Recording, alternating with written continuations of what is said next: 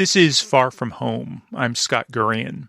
As we wrap up another year, I wanted to reshare an episode I originally released back at the end of 2020 about a holiday tradition I got to experience when I was visiting the island of Puerto Rico. I often travel over Christmas and New Year's, and I love seeing how people in other places have cultural practices that are different from my own. This was one of those experiences. My friend Rob took me to a parranda, which is sort of like a Puerto Rican version of Christmas caroling, but as you'll hear, this particular parranda had an interesting twist. Okay, la primera canción. It was shortly before dusk when I arrived in what was normally a quiet residential San Juan neighborhood of palm trees and concrete pastel-colored homes. This guy named Will was standing in a driveway before a group of about a dozen young kids and their parents about to start an informal rehearsal. Some of them were wearing straw hats and holding small instruments like tambourines, and while they seemed excited for the festivities, it was clear they needed some practice.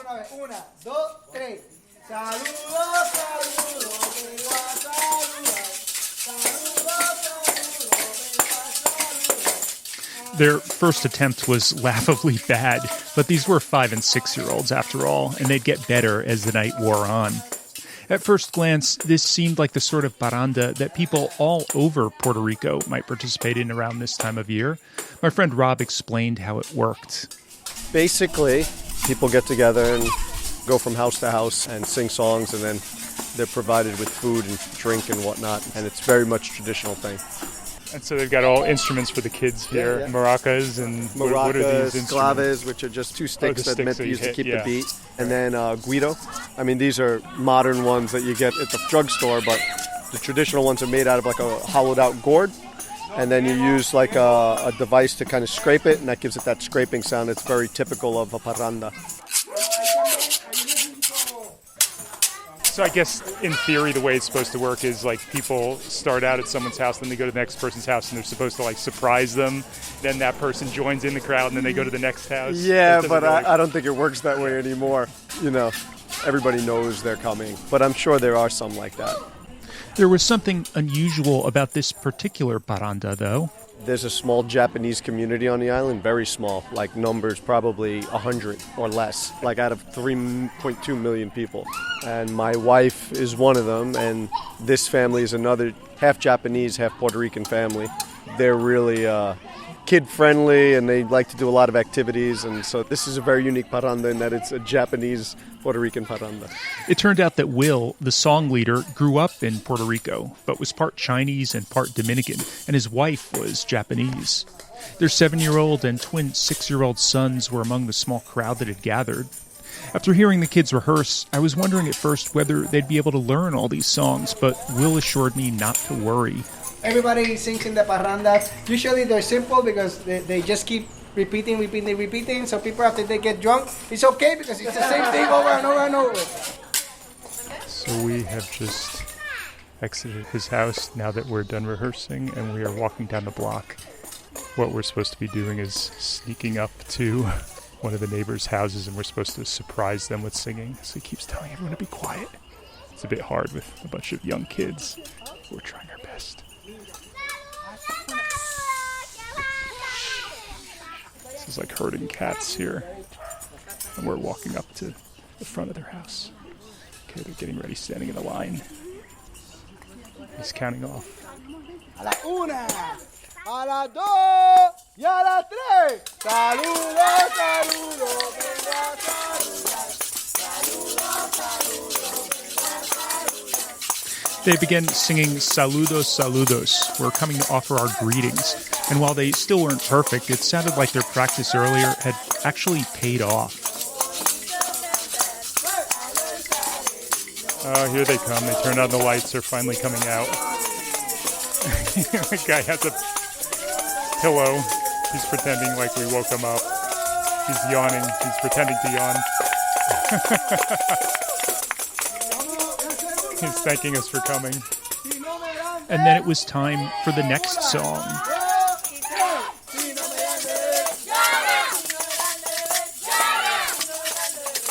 Si no me dan de beber, lloro. If they don't give me a drink, I'll cry, everyone sang, which I have to admit was a bit funny coming from a group of 5 and 6-year-olds. The neighbor with the pillow unlocked his gate and invited everyone into his courtyard, where he had a table set up with soft drinks and chips, as well as a bowl full of grapes, which we were all supposed to eat to bring good luck and prosperity in the coming year. I wasn't very hungry, but Will encouraged me to eat. Hey, help yourself. If you don't, you'll screw the tradition, he joked. Screw the tradition. So you gotta go help yourself, go. We stayed for a little while. The guy who lived there showed the kids the model train he had set up around his Christmas tree, and he told them about holiday traditions in other parts of the world. Eventually, it was time to move on. Okay, we're saying goodbye to him now, and we're all wandering out and heading to the next house. Back out on the street, my friend Rob told me that he had memories of going to parrandas as a young kid in his Puerto Rican neighborhood of Jersey City, New Jersey. But now that he was experiencing it again as an adult, he appreciated it much more. You know some of these songs? Yes, like absolutely. Yeah. I grew up listening to it all the time. This music is traditional Christmas music, but even like the traditional folk music, my parents weren't into salsa, they weren't into merengue, they were into this kind of stuff.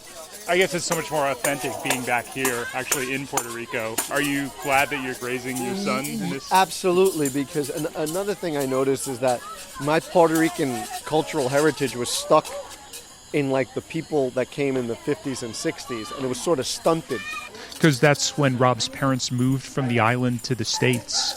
It was before social media and whatnot.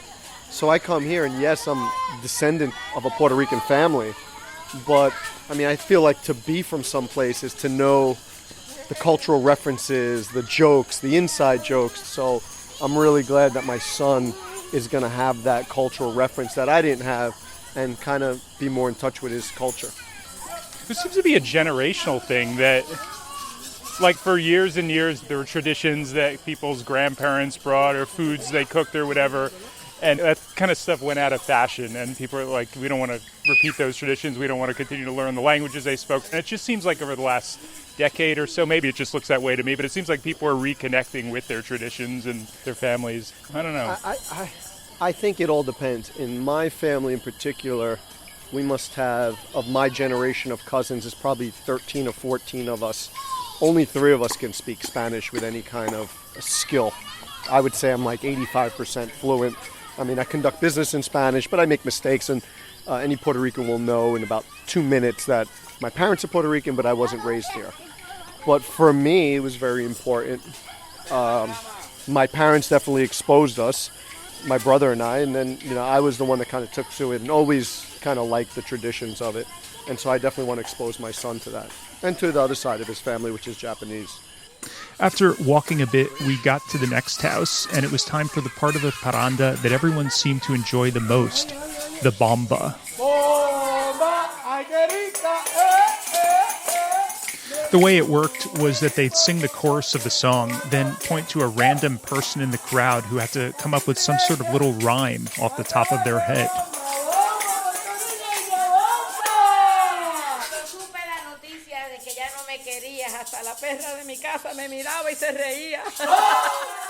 My Spanish isn't great, so I didn't totally understand it, but Rob explained. They're just like silly sayings. So like, si la mar fuera cerveza y el río fuera ron, yo me lo pasaría nadando como un campeón. If the ocean was beer and the river was rum, I would pass it swimming like a champion, right? And it's just like silly sayings. Right.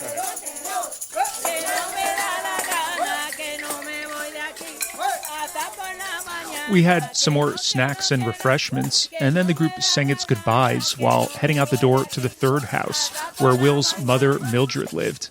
After introducing herself, she got right to business, offering me some pistachio-flavored pitoro, or Puerto Rican moonshine. Like most people, she had a connection, she told me, as well as some homemade coquito, or Puerto Rican eggnog.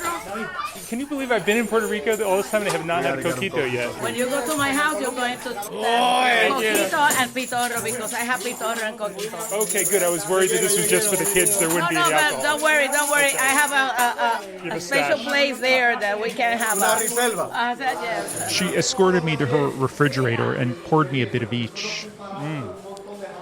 Ooh, that's strong. Whoa. Fuerte. Rob joked that I could use the pitoro to power my car, and that if I dumped it on the lawn, it would probably kill the grass. Mildred explained how important this time of year is in Puerto Rican culture, and that it's not just Christmas Day, but rather a series of holidays, including Holy Innocents' Day and Three Kings Day. We celebrate everything. We start on Thanksgiving, and maybe the last day of January, we stop our Christmas. Wow. We love that, and we love this stuff, family, kids. It's our culture. It's our reason to be Puerto Rican. That's very important. Her son Will agreed and told me he would continue to do whatever he could to keep the parranda tradition alive. A lot of people don't do it anymore because, it's easier to just stay at home, watch TV, and do it simpler. But, this way we reconnect with the community, with the family, with the friends, and, it's fun. We're trying to bring it back and have our kids live it, remember it, embrace it, and then in the future they can do it again with their families and their friends. And why is it important for you to instill this in them? Yeah, it's important for them to recognize their cultures, their multicultural kids. That makes them special and unique.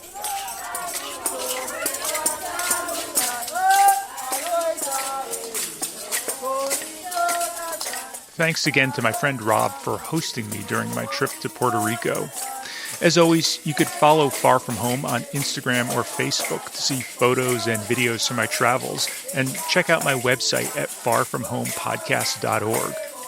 If you enjoy this show, please do me a big favor and recommend it to a friend or family member who you think might also like it, because word of mouth is the best way to help my program grow. Hope you all have a wonderful holiday wherever you are and whatever it is you celebrate. I'll be back in the new year with more fascinating stories from faraway places.